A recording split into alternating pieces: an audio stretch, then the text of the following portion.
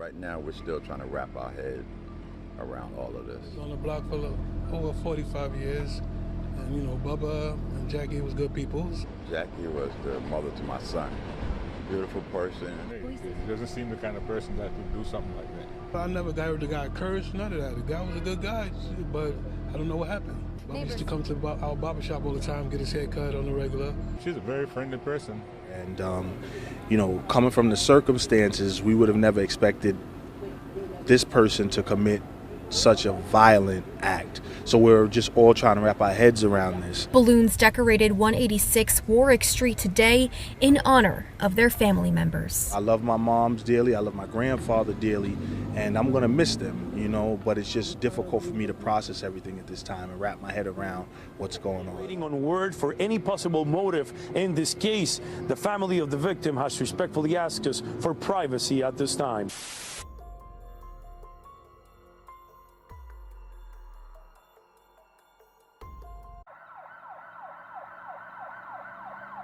Jacqueline Delians, affectionately called Jackie by those who knew her, was a 66-year-old mother and grandmother whose life was a testament to resilience and unwavering faith.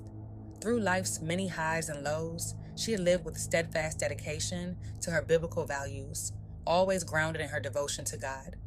Above all, Jackie was known for her kindness, loyalty, and love for her family. She had a particularly close bond with her father, Roosevelt Simmons, whom everyone lovingly called Bubba, and had moved in with him 30 years ago to provide him with the care and companionship he needed as he aged. Jackie was deeply religious, often leading prayer lines and being an active, nurturing presence in her church community.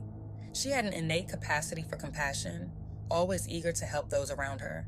Despite her devout lifestyle, her life had not been without hardship. The loss of her mother had deeply affected her, but the presence of her father, Roosevelt, had offered her comfort and strength. Roosevelt, a beloved community figure and cherished father, had touched many lives over his 91 years, and his devotion to family and the community was evident in everything he did. After retiring from a fulfilling career at the Federal Reserve Bank of New York, Jackie embraced a quieter life, dedicating herself to caring for her father and maintaining their home, which had become a warm gathering place for family.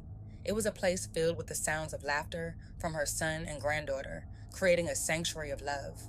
However, an unexpected turn of events was about to unfold, one that would send shockwaves through their tight-knit community and change their lives forever. At approximately 4:30 p.m. on November 11th, 2024, NYPD officers were dispatched to a residence at 186 Warwick Street in the Cypress Hill neighborhood of Brooklyn, following a panicked 911 call from a woman. When officers arrived at the two-story home, they made a chilling discovery inside the kitchen. They found an unresponsive adult female and an adult male lying on the floor, both of whom appeared to have suffered serious injuries. The scene immediately raised concerns, prompting a swift investigation into the circumstances surrounding the tragic event. The victims were later identified as 66-year-old Jacqueline Delians and her 91-year-old father, Roosevelt Simmons. Both were tragically pronounced dead at the scene, having succumbed to fatal stab wounds to the neck. When police arrived at the scene, they found not only a female family friend present, but also a man who identified himself as living at the residence. After further questioning, the man was revealed to be Jacqueline's boyfriend, 46-year-old Kerry Lewis. Originally from Antigua, Kerry had moved to the United States seeking a better life. It was there that he met Jacqueline, who was 20 years older than him. Despite initial hesitations regarding the significant age gap, especially considering her son was around the same age as Kerry, the two eventually became involved in a complicated relationship. Over time, however, Kerry's lack of maturity and financial instability became increasingly apparent. He refused to contribute to household responsibilities, and his constant drama made him an unwelcome presence in the home. Jacqueline's father, Roosevelt Simmons, who was 91, also began to feel that Kerry had overstayed his welcome. On the evening of November 10th, 2024, tensions finally reached a breaking point. A meeting was held in the kitchen to discuss Kerry's departure, but what should have been a calm conversation escalated into violence. In a horrifying outburst, Kerry violently attacked both Jacqueline and Roosevelt before retreating to the bedroom he shared with her. The scene that followed was one of unimaginable horror. When family members arrived to confront Kerry about the attack, his response was chillingly brief. He stated, "You know what happened." As the police were called, Neighbors watched in shock and disbelief as the bodies of Jacqueline and Roosevelt were removed from their home. Carrie, showing no intention of fleeing and offering a cryptic statement that seemed almost confessional, was arrested and taken for a psychiatric evaluation. You have anything to say for yourself? What happened? Anything you want to say for yourself? What happened? I had a seizure and I found myself in that place. What's happening? Neighbors were utterly shocked to learn that Carrie had committed such a heinous act. Many of them described him as someone who, on the surface, appeared to be calm, polite, and well-mannered. A person they never would have suspected to be capable of violence. He often seemed like a genuinely good individual, someone who blended into the community without raising any alarms. The community, along with the families of Jacqueline and Roosevelt, was left reeling from the brutal reality that their pillars of strength had been violently taken from them in what should have been their safe haven, their own home. A close friend stated that they were still trying to wrap their minds around everything that transpired. It all happened so fast and at the blink of an eye. The loss of Jacqueline and Roosevelt, beloved figures in the neighborhood, left an undeniable void to all who knew and loved them. Police are looking into this case. I saw detectives coming in and out of the home during the day, and at this hour, you can see behind me family and neighbors gathered to honor the victims in a vigil. They're all in shock about the violence that happened at this home here in Cypress Hills, where father and daughter lived for over 30 years. And Natalie, as you mentioned tonight, police sources are telling News 4 they have someone in for questioning. Investigators working the crime scene after a gruesome discovery inside this two-story Brooklyn home. You hear things like this and you know, but when it hits home, words can't even describe.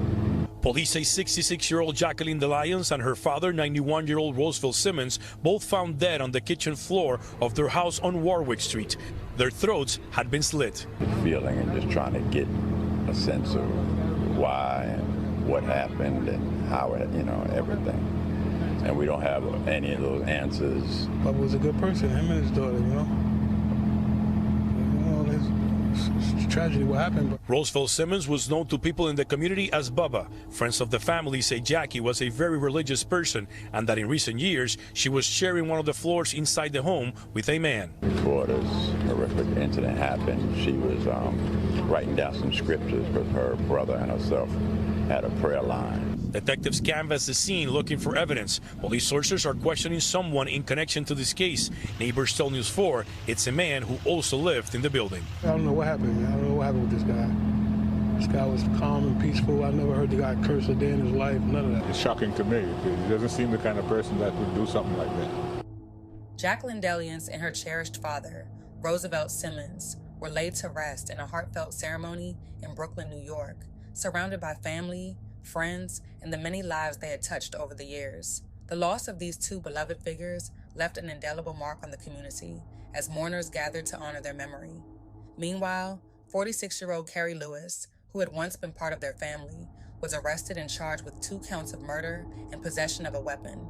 If convicted of first-degree murder, Carrie faces a maximum sentence of life imprisonment without the possibility of parole. A fate that stands in stark contrast to the lives he had been entrusted to share with Jacqueline and Roosevelt. The tragedy has left everyone grappling with questions that may never be fully answered, as they attempt to understand how such a devastating outcome could have come from what appeared to be a deeply fractured yet once trusted relationship. Rest in peace, Jacqueline DeLyons and Roosevelt Simmons.